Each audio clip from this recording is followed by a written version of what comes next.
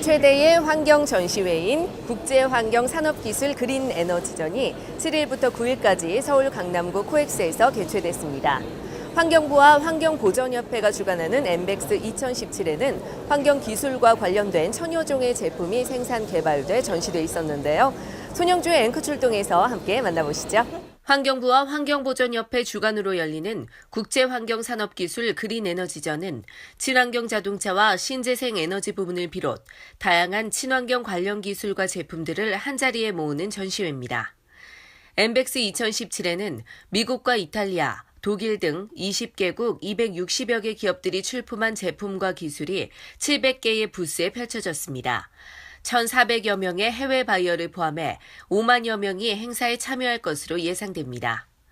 조경규 환경부 장관과 이유신 환경보전협회장을 비롯한 내빈들의 테이프 커팅을 시작으로 전시장 곳곳을 둘러보고 기술력 설명을 듣는 VIP 라운딩에 들어갔습니다.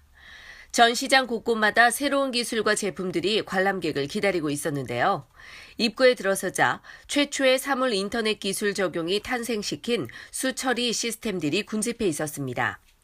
스스로 분리막을 진단해서 세정하는 MBR과 인공지능 로봇이 폐기물을 선별하는 시스템에 드론을 현장에 투입시켜 대기 중 악취를 측정하고 샘플링하는 포집장치 기술들이 집대성을 이뤘는데요. 4차 산업혁명 기술들이 대거 적용된 환경기술과 국내 개발 수처리 설비와 친환경 자동차, 신재생 에너지 등 다양한 기술과 제품들이 선보여 발길을 멈추고 눈길을 끄는 등 큰 관심을 불러일으켰습니다. 그야말로 환경산업기술의 새로운 경향과 기술 동정을 한자리에서 한눈에 볼 수 있도록 전시된 공간이었는데요. 환경부 기후미래정책국장께 전시회에서 가장 많이 기대하는 환경산업 지원 부분에 대해 들어봤습니다. 환경부는 환경기업의 대부분이 중소기업인 점을 감안해서 창업 단계부터 성장 단계에 이르기까지 맞춤형으로 지원을 해오고 있습니다. 특별히 금년도에는 환경산업 지원 연구단지를 조성을 해서 1년 단계를 한 자리에서 다 지원할 수 있도록 마련했으며 금년도에는 미래환경산업펀드를 조성을 해서 해외 진출에도 지원을 할 계획을 가지고 있습니다. 중소기업으로 구성된 환경산업의 어려움을 충분히 공감한다고 했는데요. 특히 한중일 환경산업기술 순회전시회가 엠벡스 2017에서 처음 개최되는 만큼 3국의 환경산업기술 정보 공유와 환경기술 거래가 촉진될 것으로 기대되고 있습니다. 제18차 한중일 환경장관회의에서 3국 간 환경산업 기술 교류와 협력 확대 강화 차원에서 순회 전시회 개최를 합의했고, 이에 따라 3개국 30여 개 기업들이 한국에서 첫 전시회와 기술 포럼을 갖게 됐는데요. 친환경 농기계 개발 지원에 앞장선 친환경 자동차 기술개발 사업단을 찾았습니다. 사업관리실장 정병국 박사로부터 상세한 설명 들어봤습니다. 저희 친환경 자동차 기술개발 사업단은 2011년 5월부터 해서 10년간 환경부 글로벌탑 환경기술 개발 사업 프로젝트의 일환으로 진행이 되고 있습니다. 그 자동차에서 배출되는 유해 배출가스를 줄이고 그다음에 요즘 최근 이슈가 되고 있는 미세먼지를 줄이기 위한 그 자동차 대상으로 한 기술을 개발하고 있습니다. 자동차 유해 물질은 차 기준인 유로6나 LEV3 기준을 만족하는 기술, 그 다음에 환경부에서 미세먼지를 저감하기 위해서 운행차 대상으로 그 미세먼지 저감 장치를 개발하고 있습니다. 기존에는 자동차, 저희가 흔히 말하는 승용차의 배출 허용 기준이 아주 강화되고 있는데, 최근에는 이런 농기계 같은 비도로용 자동차의 배출 허용 기준도 강화가 되고 있습니다. 그래서 지금 이 과제에서는 그 차기 2019년부터 적용되는 그 유럽의 스테이지 5 기준 대응을 하기 위한 그 엔진 및 후처리 기술 개발을 하고 있습니다. 이륜차에서 배출되는 그 유해 배출가스가 상당히 많이 나옵니다. 그래서 그 국내에서도 그 이륜차에 대한 배기 규제가 점점 강화되고 있고요. 지금 올해 2017년에는 유로4 기준이 되고 있고 2020년에는 한층 강화된 유로5 기준이 적용됩니다. 그래서 사업단에서 그 기준에 대응하기 위해서 엔진부터 해서 후처리 장치까지 개발을 하고 있고요. 지금 이쪽은 이제 운행차 대상으로 기존에 다니는 차에서 배출되는 가스를 줄이기 위해서 이런 배출가스 저감 장치를 부착을 하게 됩니다. 이제 이러한 장치가 그 입자상 물질, 엔진에서 나오는 입자상 물질을 줄일 수 있는 DPF. 지난 2011년 5월부터 10년간 100억 원의 예산으로 유해 배출가스와 미세먼지를 줄이는 기술을 개발하는 사업단은 각종 자동차 유해 물질과 미세먼지 저감을 목표라고 했습니다. 또한 국내 중소환경기업의 내수 시장 확대를 비롯해 해외 시장 진출을 위한 수출과 구매 상담회를 비롯 세미나와 포럼 등을 통한 다양한 비즈니스 프로그램과의 연계 또한 해외 수출 확대의 기반과 발판 마련에 초석이 될 것으로 보입니다. 우리가 한시도 잊어서는 안 될 환경 분야에서 식생활 부문도 빼놓을 수 없는 산업인데요. 가정에서 음식을 조리할 때와 설거지에서 배출되는 음식물 쓰레기도 골치 아프지만 대형 음식점은 정말 처치곤란할 때가 많습니다. 수거에서 마지막 처리까지의 공정도 만만치 않은 이 문제를 현장에서 해결하고 줄이는 신기술과 장치에 이어 제품에 대한 호기심과 관심도 이목을 집중시켰는데요. 한국음식쓰레기 감량기업 협회장께 자세한 얘기 들어보겠습니다. 1995년도부터 종량제가 이제 실시가 됐잖아요. 그 이후로 종량제 봉투를 시작으로 해가지고 그 다음에 또 2003년인가요? 그때 2013년서부터 또 RFID 종량기 그래서 또 한 20, 30%의 감량 효과를 봤는데 저희들이 또 할 수 있는 일은 이제 감량을 원천적인 감량에서 현장에서 발생 거점 현장에서 처리를 할 수 있는 음식물 쓰레기 감량 처리기라고 할까요? 뭐 그런 장비들을 제조하고 그 제조하는 회사들이 모인 여기가 단체죠. 감량 처리기는 여러 가지 방법이 있습니다. 예를 들어 가지고 건조 또는 미생물 또는 뭐 요즘에 많이 나오는 물을 이용해서 미생물과 효소 분해 또는 뭐 탄화 몇 가지 분류로 되고 있는데 여하튼 우리의 목적은 어떠한 방법으로든 음식물 쓰레기를 현장에서 없애자 또는 처리를 하자라는 목적이고요. 또 저희 대한민국이 그 전에 RFID 종량기가 있었듯이 그 점점 과학화된 그 장비가 점점 날로 발전돼 가지고 해외로 수출되는 게 지금 점점 늘고 있어요. 그래서 더욱 우리 대한민국에서는 그 감량기에 대한 보급을 확산시켜서 이게 더 어우러져서 해외로 더 수출을 하고 또 일자리 창출도 할 수 있는 그런 협회로 거듭나기를 기원하고 있습니다. 예. 음식 쓰레기를 현장에서 깨끗하게 처리하는 기술을 인정받아 수출 호조를 이룬다고 했는데요. 국민의 삶과 연계되는 환경기술 국민체감형 환경 R&D 추진이란 주제와 35개 기관과 기업들의 기술 개발 성과물 전시는 많은 참가자들의 눈을 즐겁게 해줬습니다. 한국환경산업기술원은 환경과 경제 상생을 이끌어주는 징검다리라는 표어를 내걸었고 한국환경공단은 자전거 페달을 힘차게 밟을수록 전등에 불이 켜지면서 충전되는 전력으로 설탕을 녹여 뿜어내는 솜사탕을 제조하는 실험 이벤트를 준비했는데요. 첫 출발에 힘이 많이 드는 발전을 일으켜봤습니다. 네, 이 자전거 페달을 밟으면 전기가 발생이 돼서 솜사탕을 만들 수 있다고 하는데요. 제가 직접 한번 솜사탕을 만들어 보겠습니다.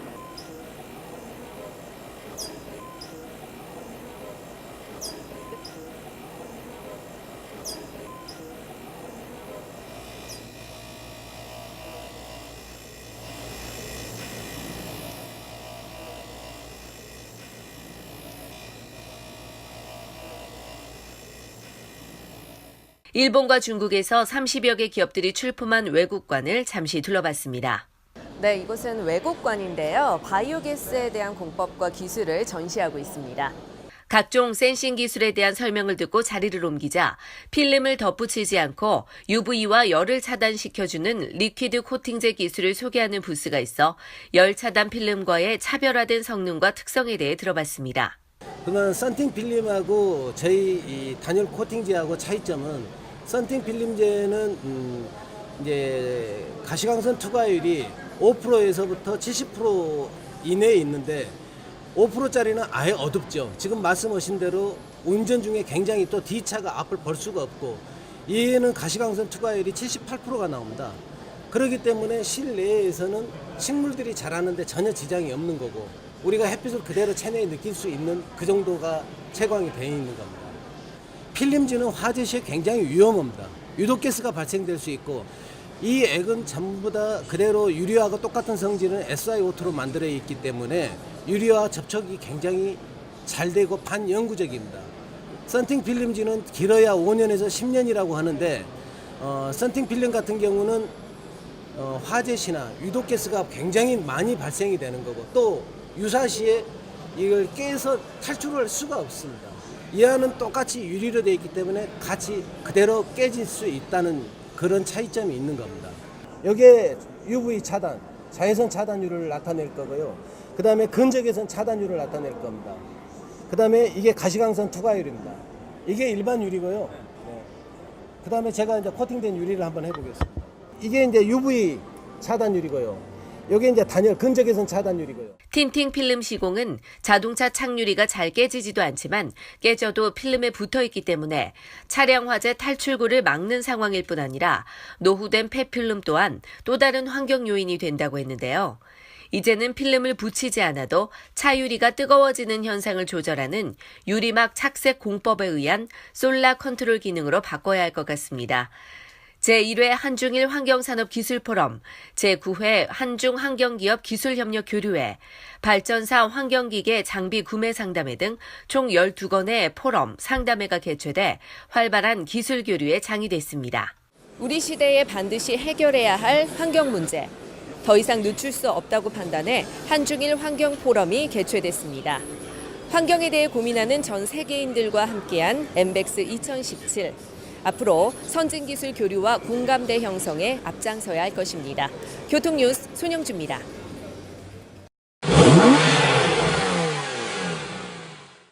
스포티하면서도 럭셔리한 내외형으로 요즘 굉장히 화제가 되는 차량이 있죠. 바로 기아차 회심의 역작이라고 할 수 있는 프리미엄 세단 스팅어인데요.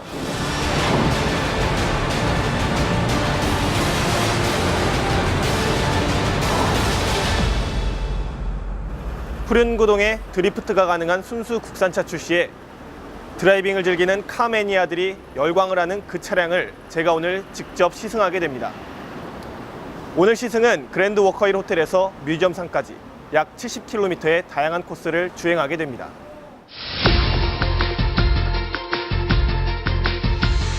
스팅어의 진가를 확인하기 위해 많은 기자단이 모였습니다. 우선 시승에 앞서 기아자동차 관계자들의 스팅어에 대한 자세한 설명이 있었습니다. 국내 영업본부장 김창식 부사장은 스팅어 출시 이후 2,700여 대의 주문이 이뤄졌다고 하며 스팅어는 출시 이후로 판매 상승세를 타고 있다고 했습니다. 상품과 체험 관련 문의의 쇄도는 판매를 비롯해 브랜드 이미지 도약에 큰 역할을 했고 특히 부분 자율주행 기능을 구현하는 2세대 드라이브 와이즈 적용은 사고 예방 기능을 더욱 강화했다고 했습니다. 럭셔리 퍼포먼스 세단의 컨셉을 살리기 위해 심장은 고출력 터보 엔진을 탑재했고 질주 본능을 위해 중심을 낮게 제작한 것이 특징입니다. 배터리 후방 탑재와 파워트레인의 후방 이동도 안정적인 차체 중량 밸런스를 위해서입니다.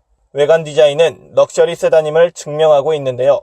전면은 스피디하고 날렵한 스팅어의 특징을 잘 표현하고 있습니다.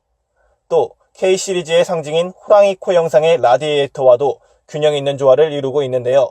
낮은 차체와 롱휠 베이스는 다른 스포츠 세단과 차별화되는 안전성과 공간 확보를 위한 스팅어만의 노력으로 보입니다. 후면부 디자인은 호불호가 갈리는 듯해 보이면서도 꽤 색다른데요. 스포츠 세단이지만 패밀리 세단의 역할에 필요한 넓은 공간을 확보하려다 보니 전면부의 날렵함이 잘 연결되지 않아 보이는 부분이 오게티가 아닌가 싶습니다. 하지만 후륜 구동을 모티브로 한 로고가 한눈에 들어오면서 스팅어가 특별한 프리미엄 세단임을 강조하고 있다는 생각이 들었습니다. 많은 호평을 받고 있는 3.3 터보 가솔린 모델을 필두로 2.0 터보 가솔린과 2.2 디젤 등 총 3개 엔진 라인업으로 운영되는데요. 3.3 터보 가솔린 모델의 최고 출력은 370마력이나 되고 국내 최고 속도인 270km까지 달릴 수 있다고 합니다. 특히 저중속 구간에서 파워풀한 가속도를 자랑해 제로백은 4.9초밖에 안 걸린다고 하는데요. 고성능 차 담당인 알버트 비어만 부사장에게 자세한 설명을 들어봤습니다. First of all, the powerful engine, and then the good weight distribution of our new rear-wheel drive platform. So that has good traction, and also the limited slip differential adds to the good acceleration performance. Yeah, with our advanced high-strength steel technology, we could keep the weight of the Stinger at some low extent. I mean, it's a big car. It offers a lot of space for the passengers, especially the rear passengers, and it has a long wheelbase for high-speed driving. And the weight of the car, especially the 2-liter turbo rear-wheel drive car, the weight is pretty low. So it's good for driving dynamics because of the lightweight, because of our high-strength steel technology. 스팅어에 대한 초기 평가는 긍정적입니다. 처음 주요 타깃으로 선정한 30, 40대 남성들에게 가장 높은 판매량을 보여줬고 세련된 디자인을 좋아하는 20대 남성들에게도 좋은 반응을 얻고 있습니다. 시승에 앞서 스팅어에 대해 국내 마케팅 실장 서보원 이사에게 들어봤습니다. 경쟁 외전차들하고 비교해서 가장 큰 장점은 고성능임에도 불구하고 패밀리 세단으로서 손색이 없는 그 공간 측면에서의 여유로움을 갖췄다는 측면입니다. 특히 2열에서 헤드룸이나 레그룸, 긴 휠 베이스를 기반으로 해서 공간 측면에서의 여유로움이 다른 경쟁 외산차들과 구별되는 가장 큰 장점이라 생각이 듭니다. 기존 제원이나 또 배기량을 중심으로 서열화되어 있는 어떤 그 국내 세단 시장에 고성능과 프리미엄을 동시에 갖춘 그런 차량에 대한 니즈가 있을 것으로 저희들이 시장 분석 결과 파악이 되었고 그 결과 저희들이 프리미엄과 퍼포먼스를 함께 갖춘 이런 세단을 차별화된 디자인과 더불어 출시를 했습니다. 이제 차량에 직접 앉아 본격적인 시승에 나섰는데요. 시승 코스는 그랜드 워커힐 호텔 비스타5를 출발해 원주 뮤지엄산까지 왕복 84km의 다양한 코스를 주행하게 되는데 화려한 퍼포먼스를 실감할 수 있다는 3.3 터보 엔진 모델을 배정받았습니다. 네, 오늘은 자동차 칼럼니스트 한장현 교수님과 함께 동승 시승을 해보겠습니다. 차내에 들어서면 생각보다 뒷좌석이 높다는 게 느껴집니다.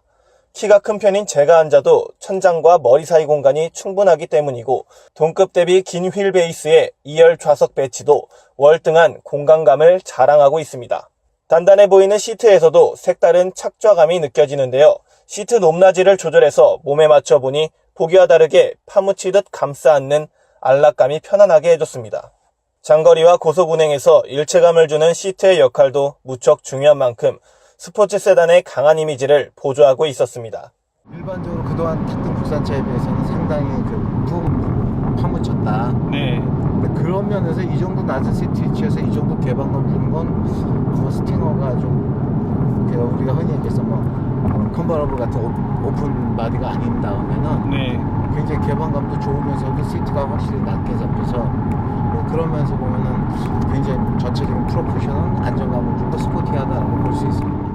주행 중에 잠시라도 손을 뗄 수 없는 스티어링 휠에서도 굉장히 부드러운 가죽 질감이 그립감을 전달해주고 센터 터널에서는 제네시스 전자식 8단 기어 레버가 보입니다.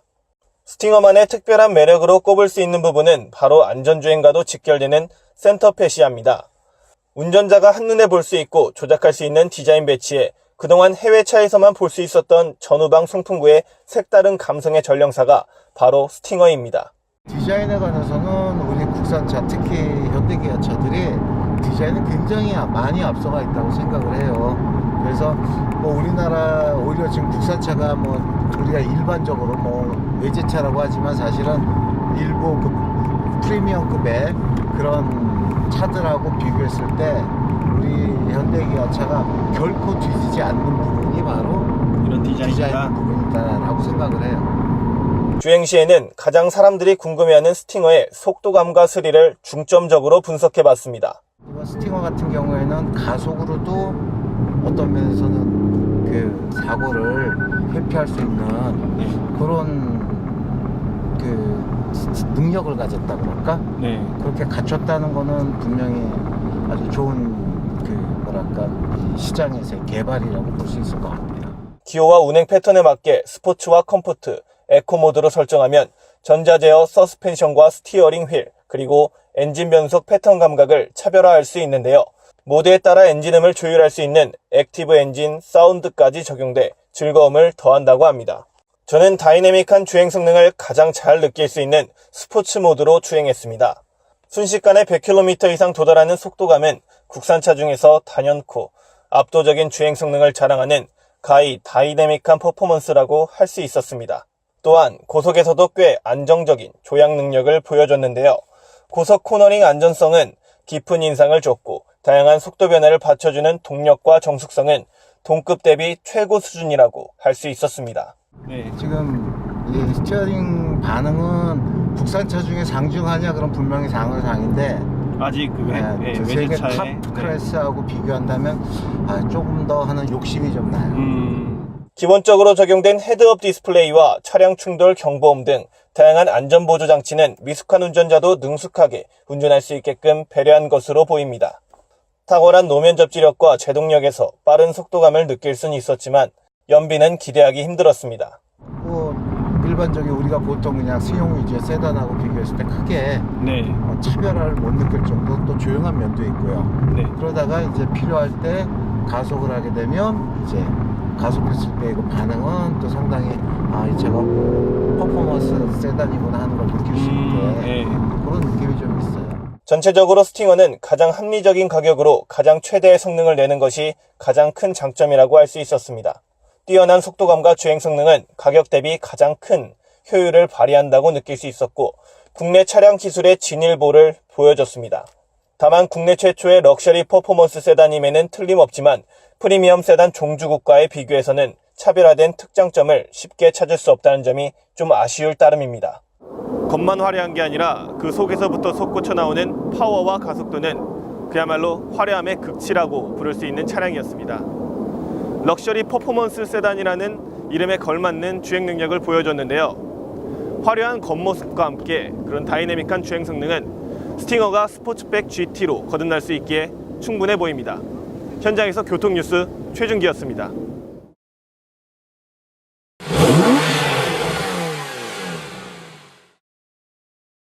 안전한 운전 문화를 만들기 위한 버스 졸음운전 경고장치 기능 시연회가 자동차안전연구원에서 열렸습니다. 교통안전공단 주관으로 열린 이번 시연회는 졸음운전 방지를 위한 장치가 소개됐습니다.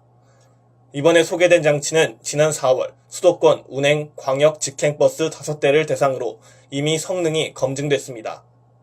크게 얼굴 모니터링 장치와 운행정보 프로그램, 운전자 착용 밴드, 그리고 통합 제어 장치 등 4가지로 구성되어 있습니다. 얼굴 모니터링 장치와 운행정보 프로그램은 운전자의 행태를 점검하는 장치들입니다.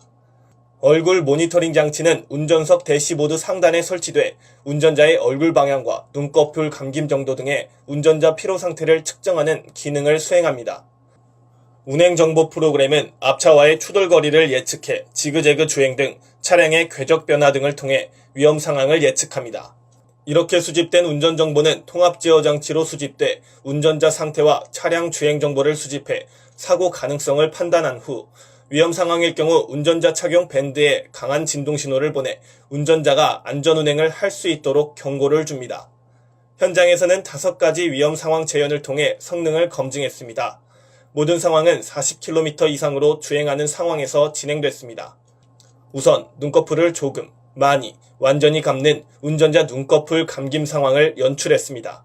이어서 정면을 주시하지 않고 우측을 몇 초간 쳐다보는 우측 주시 상황과 앞차량과의 추돌 위험 상황, 지그재그 운행, 그리고 방향지시 미점 등 상황 등의 재현을 통해 성능을 검증했습니다. 오영태 이사장은 해외의 졸음운전 경고장치는 단순히 운전자의 눈꺼풀 감김 정도만 측정하는 수준이지만 공단에서 개발한 장치는 운전자의 생체 변화와 차량의 비정상 주행 정도를 함께 파악할 수 있어 졸음사고 예방에 크게 기여할 것으로 기대된다고 소감을 밝혔습니다. 공단은 향후 운수회사에서 운전자의 위험운전 행태를 실시간으로 모니터링할 수 있도록 시스템을 개선하고 아울러 올해 하반기 추가 시범 운영을 거쳐 문제점을 보완한 후 상용화 여부를 검토할 계획입니다. 교통뉴스 최준기입니다. 교통뉴스 6월 둘째 주 퀴즈입니다. 주간뉴스 285회에서 교통안전공단이 개발한 졸음운전 방지 장치 중 운전자 생체 변화와 졸음운전 정도를 파악하는 것은 무엇인가요? 정답을 아시는 분은 탑TV뉴스.com 퀴즈 메뉴에 올려주시기 바랍니다. 당첨 시청자께는 하렉스 자동차 케미컬 세트 상품을 보내드립니다. 이번 주 당첨은 서울시 성북구 김기범 씨입니다. 시청자 여러분의 많은 참여 부탁드립니다.